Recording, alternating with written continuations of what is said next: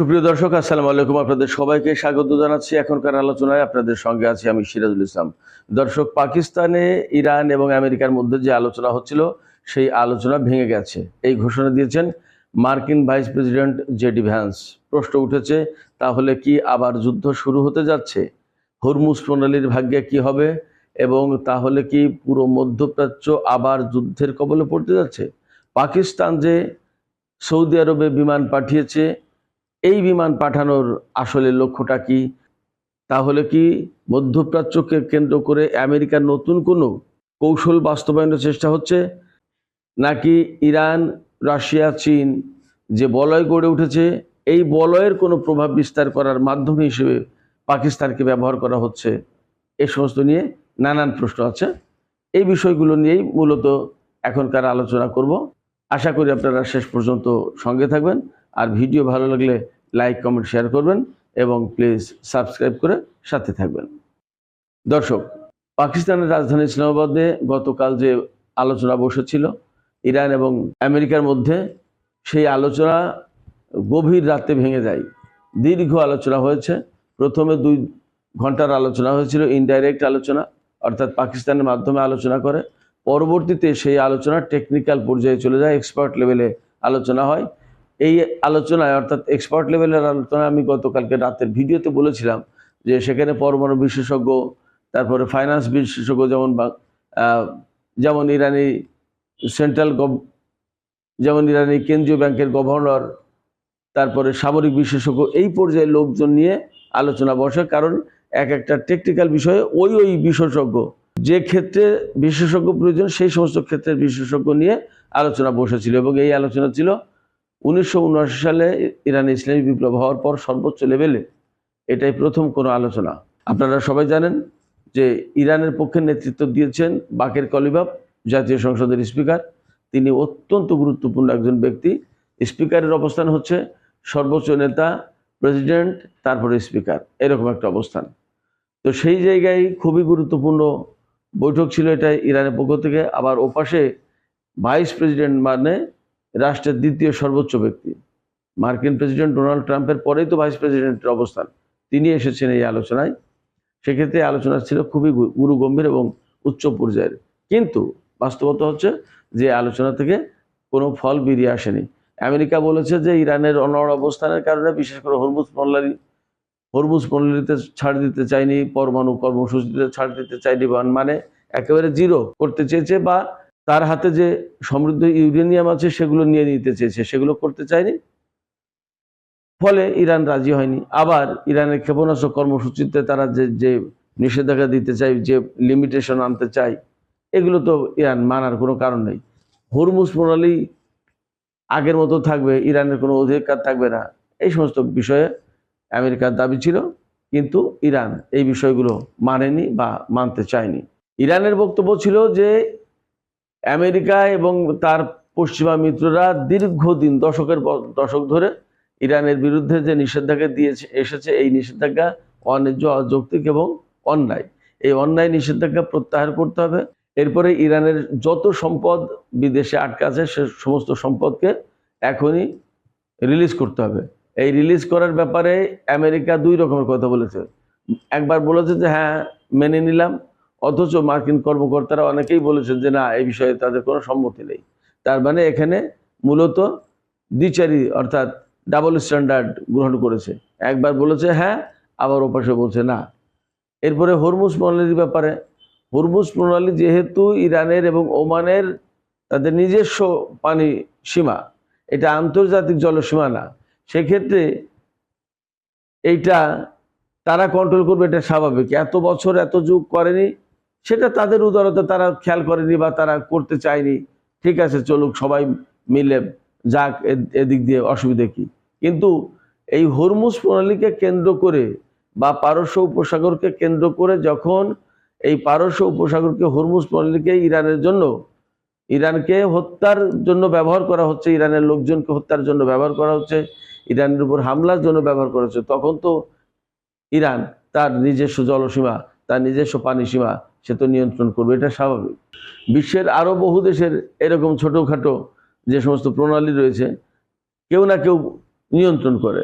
ইরানেরটা কেন ইরান করবে না বা ওমান করবে না? এটা তো যৌক্তিক প্রশ্ন, এইটা মানবে না আমেরিকা। তার মানে আমেরিকা তো আসলে কূটনীতির মাধ্যমে কোনো সমস্যার সমাধান করতে পারে না, তাদের সেই দক্ষতা যোগ্যতা নেই। তারা বেসিক্যালি সামরিক শক্তির বলে সবকিছু করতে চায়, কিন্তু এখন গুরুর হাতে ধরা পড়েছে। এখন ইরানের কাছে এসে যখনই সামরিক দিক দিয়ে সবকিছু করতে যাচ্ছে, অমনি ইরান দিচ্ছে চাবি আটকে, চাবি দিয়ে মুড়া দিচ্ছে এবং আটকে যাচ্ছে, তালা লেগে যাচ্ছে। বাস, কিছু করার নেই। এখন হয় যুদ্ধ করে এটা মুক্ত করতে হবে, আর না হলে কূটনীতি। কূটনীতি ব্যর্থ হয়েছে, তাহলে যুদ্ধ করতে আসলে তো একই ব্যবস্থা হবে। কি করবে আমেরিকা? ইরানের বিরুদ্ধে ইসরায়েল এবং আমেরিকা যে মহিরু আকার ধারণ করেছিল এতদিন, সেই মিথ তো ভেঙে গেছে। ইরান দেখেছে যে এই আমেরিকা এবং ইসরায়েলকে যেভাবে বিশাল আকারে, বিশাল দৈত্য আকারে সামনে তুলে ধরা তো আসলে বাস্তবতা তো তা না। দেখেছেন না, পাইলট উদ্ধারের নামে ইস্পাহানে প্রকৃতপক্ষে ইউরেনিয়াম উদ্ধার করতে গিয়ে সেখানে কিভাবে নাজেহাল হয়েছে, কতটা 12টা বিমান, হেলিকপ্টার এবং ড্রোন ধ্বংস হয়েছে। গতকালকে ইরানের সেই কর্মকর্তা আমাকে জানালেন যে 12টা, এবং সেখানে বহু সংখ্যক মার্কিন সেনা নিহত আহত হয়েছে এবং অনেকেই ইরানের হাতে আটক আছে। যাই হোক, তো এই পরিস্থিতিতে ইরানের আসলে ছাড় দেওয়ার তো খুব একটা কিছু ছিল না। ইরান তো যৌক্তিক পজিশনে, তার উপরে নিষেধাজ্ঞা প্রত্যাহার করে নিতে এটা যৌক্তিক কথা, কারণ সে একটা স্বাধীন দেশ, তার উপরে হুটহাট করে কেন নিষেধাজ্ঞা দেবে আমেরিকা?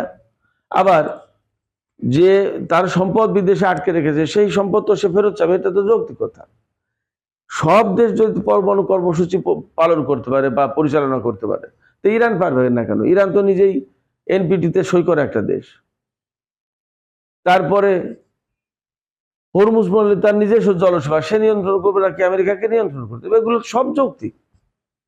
এই যৌক্তিক কথাগুলো যদি আমেরিকা মেনে না নেয়, তাহলে ইরানে কি করার আছে? On the other hand, America যা বলছে সেগুলো তো খুব যৌক্তিক, বলেন আপনারাই বলেন। আমেরিকা চাইছে কি? যে ইরান পরমাণু কর্মসূচি পালন করতে পারবে না। ইরান তার হাতে যে সমৃদ্ধ ইউরেনিয়াম আছে সেগুলো রাখতে পারবে না। ইরানের উপর থেকে এখনই নিষেধাজ্ঞা তুলে নেওয়া হবে না, বা শর্ত সাপেক্ষে নিষেধাজ্ঞা তুলে দেবে, বা তার সম্পদ এখনই ছেড়ে দেবে না। তারপরে ইরান হরমুজ প্রণালী, তার নিজের হরমুজ প্রণালী সে কন্ট্রোল করতে পারবে না, আমেরিকা কন্ট্রোল করবে। এরপরে সারা বিশ্বে আমেরিকার 800টি ঘাঁটি আছে, 120টা দেশে 800 ঘাঁটি আছে, সামরিক ঘাঁটি। বিভিন্ন দেশে দেশে বিভিন্ন রকমের গ্রুপ তৈরি করে, বিভিন্ন জায়গায় কাওয়াস কনফ্লিক্ট তৈরি করে, গ্যাঞ্জাম তৈরি করে। অথচ এই মধ্যপ্রাচ্যে ইসরায়েল বিরোধী লড়াইয়ের জন্য কিছু প্রতিরোধকামী সংগঠন আছে, যাদেরকে ইরান পরোক্ষভাবে বা প্রত্যক্ষভাবে যেভাবে সমর্থন দেয়, তাদেরকে সমর্থন দিতে পারবে না কেন? আমেরিকা যদি সবকিছু পারে, তো ইরান পারবে না কেন? আমেরিকার হাতে পরমাণু অস্ত্র আছে, ইরানের হাতে পরমাণু কর্মসূচি থাকতে পারবে না। এটা কেমন কথা? এই যে অন্যায় এবং অবিবেচনা প্রসূত কথাবার্তা, এই কথাবার্তাগুলো ইরান মানতে চায়নি, যার কারণে আমেরিকা বলছে ইরানের অনড় অবস্থানের কারণে এই আলোচনা ভেঙে গেল। ইরানের অনড় অবস্থান কি? আপনি চিরদিন ইরানকে ব্যবহার করবেন, ইরান ব্যবহৃত হবে, এটা কি হয়? হয় না। তো এই পর্যায়ে আশঙ্কা থেকে যাচ্ছে যে তাহলে যুদ্ধ হবে কিনা। হ্যাঁ, যুদ্ধের একটা আশঙ্কা তো আছেই। আপনাদেরকে খেয়াল রাখতে হবে, বা আমাদেরকে মনে রাখতে হবে যে ইসরায়েল কিন্তু যুদ্ধ বন্ধ করেনি, সে লেবাননের যুদ্ধ চালিয়ে যাচ্ছে, এবং ডোনাল্ড ট্রাম্প কিন্তু বারবার হুমকি দিচ্ছেন, এবং গতকালকে হরমুজ প্রণালী মুক্ত করতে গিয়েছিল, ইরানের জাহাজ পাঠিয়েছিল। ইরান বলছে এইদিকে এক পা আসলে একদম খবর আছে, ধ্বংস করে দেবো জাহাজ। কেমন? চুক্তির আগেই সে কিন্তু জোর খাটানোর চেষ্টা করেছে। তার মানে যুদ্ধের একটা আশঙ্কা আছে। আবার এটাও ঠিক যে যুদ্ধ নাও হতে পারে। কেন বলছি? আমি গতকালকেই বলেছিলাম, আমেরিকায় এই আলোচনাটাকে আসলে একটা ঢাল হিসেবে ব্যবহার করেছে। সামনে ঢাল রাখে মানে কি? যাতে আড়াল রাখা যায় নিজেকে, নিজেকে আড়াল করে এই আলোচনার আড়ালে সে এই যুদ্ধ থেকে বেরিয়ে যেতে চেয়েছে। এই যুদ্ধ করলে আমেরিকার অর্থনীতি ধ্বংস হয়ে যাচ্ছে। ভাই, একটা $10,000 বা $20,000 ড্রোন ধ্বংস করতে $1 কোটি একটা ক্ষেপণাস্ত্র মারতে হচ্ছে, কতক্ষণ মারবে? ইরান তো শুধু ক্ষেপণাস্ত্র মেরেছে, এই ড্রোন মেরেছে বেশি, যে ড্রোন ধ্বংস করতে তোমাদের ক্ষেপণাস্ত্র ধ্বংস হোক, ওদের ইন্টারসেপ্টার ধ্বংস হোক, ইসরায়েল এবং আমেরিকার। আর যদি সে ড্রোন ধ্বংস না করতে, ড্রোন তো যে গিয়ে ধ্বংস করে দিচ্ছে, তার ঘাঁটি বা সেনাদের উপর হামলা চালাচ্ছে বা বড় বড় গুরুত্বপূর্ণ জায়গায় হামলা চালাচ্ছে। ধ্বংস করলেও বিপদ, ড্রোন ধ্বংস করলেও বিপদ, না করলেও বিপদ। ড্রোন ধ্বংস করলে কোটি টাকার ক্ষেপণাস্ত্র খরচ হচ্ছে, আর ধ্বংস না করলে জীবনহানি হবে, সম্পদের ক্ষয়ক্ষতি হবে, ঘাঁটিতে হামলা হবে, বিপর্যয়। কোন দিকে যাবে? এমন এক ফাঁদ পেতেছে ইরান এই ড্রোন বানিয়ে। এই ড্রোন মোকাবেলা করা এখন আমেরিকা ইসরায়েলের জন্য খুব বিপদের কারণ হয়ে দাঁড়িয়েছে। এবং লাখে লাখে ঝাঁকে ঝাঁকে কয়টা ধ্বংস করবে? এখনো ইরানের শক্তির কিছুই দেখেনি। ইরানের পক্ষ থেকে ঘোষণাটা এরকম যে আমেরিকা যদি যুদ্ধ করতে চায়, ইসরায়েল যুদ্ধ করতে চাই, ইরান তো মোকাবেলা করবেই, কিন্তু তারা এখনো অনেক প্রযুক্তিতে, নতুন প্রযুক্তিতে হাত দেয়নি। এমন কিছু প্রযুক্তি আছে যা ব্যবহার পৃথিবীর মানুষ কেউ দেখেইনি। পরমাণু কর্মসূচি লাগবে না, পরমাণু বোমা লাগবে না। ইরান যে বলে যে পরমাণু বোমা লাগবে না, কেন বলে সেটা তো আমি কম বেশি কালকে বুঝলাম। কেন বলে সেটা আমি কম বেশি গতকাল একজন ইরানি কর্মকর্তার সাথে আলাপ করে বুঝলাম। যাই হোক, আমি এটা নিয়ে পরে আর একটা আলোচনা করব। যুদ্ধের একটা আশঙ্কা আছে, তেমনি যুদ্ধ না হওয়ারও আশঙ্কা আছে। আমেরিকা এই যুদ্ধ থেকে পালাতে চায়, পালানোর পথ খুঁজে পাচ্ছিল না। আমি গতকালকে বলেছি, যুদ্ধ চলাকালীন অবস্থায় যদি আমেরিকা চলে যায় যুদ্ধ থেকে, তাহলে সবাই বলবে যে যুদ্ধ থেকে পালিয়েছে, এবং ইরান পেছন থেকে মার দেওয়া শুরু করবে।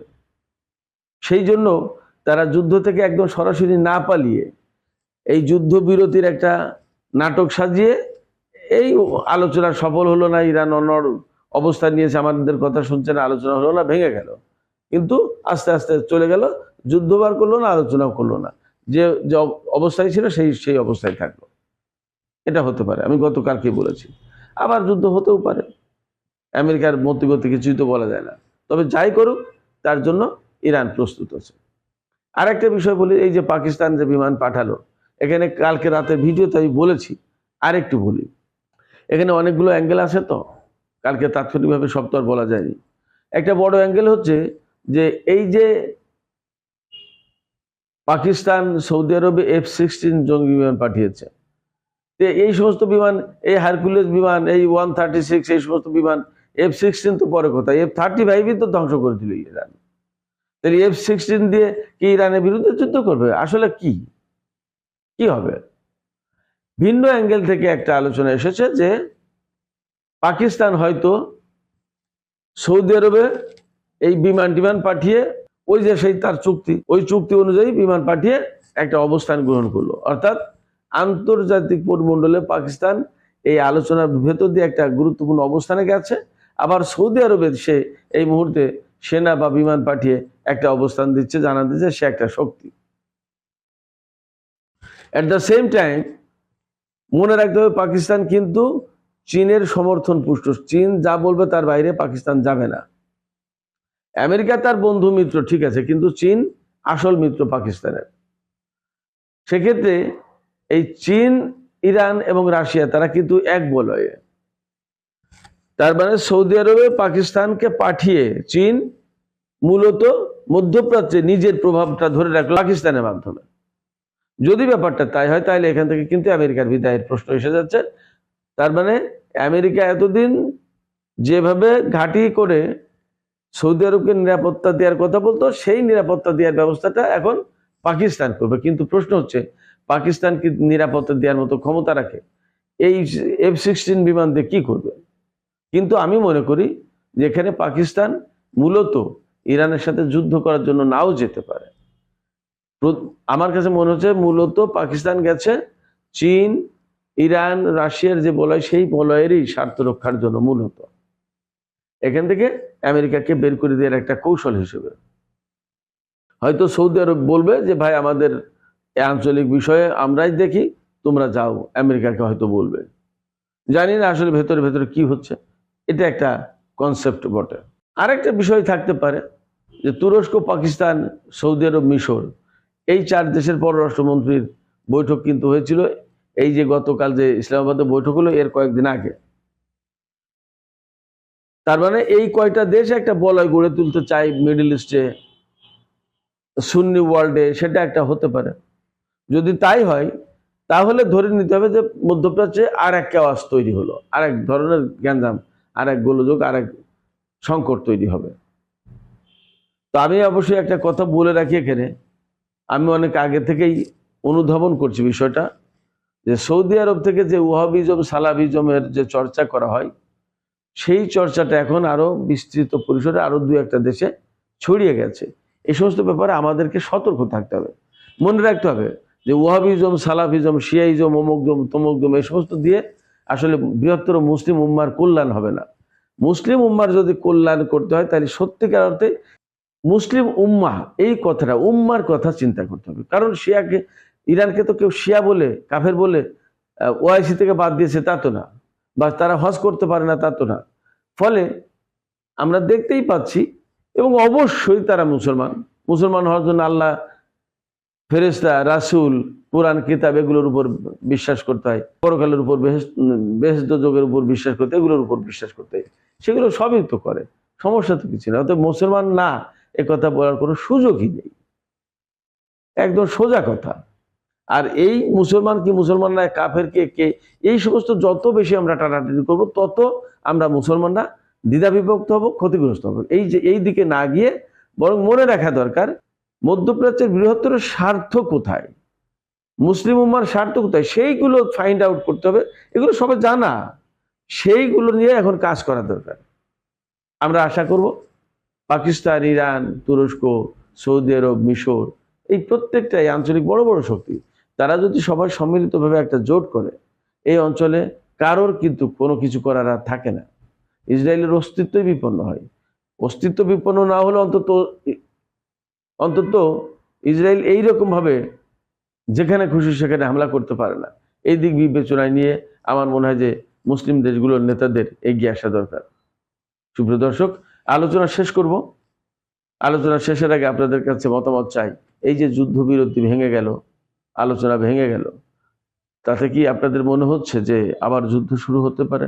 আবার আপনাদের কি মনে হয় যে এটা কি যুদ্ধ থেকে সরে যাওয়ার কৌশল হিসেবে এই আলোচনাটাকে ব্যবহার করলো কিনা আমেরিকা? আপনাদের কি মনে হয়? আপনাদের মতামত জানিয়ে কমেন্টে লিখতে পারেন। আর ভিডিও ভালো লাগলে লাইক কমেন্ট শেয়ার করবেন।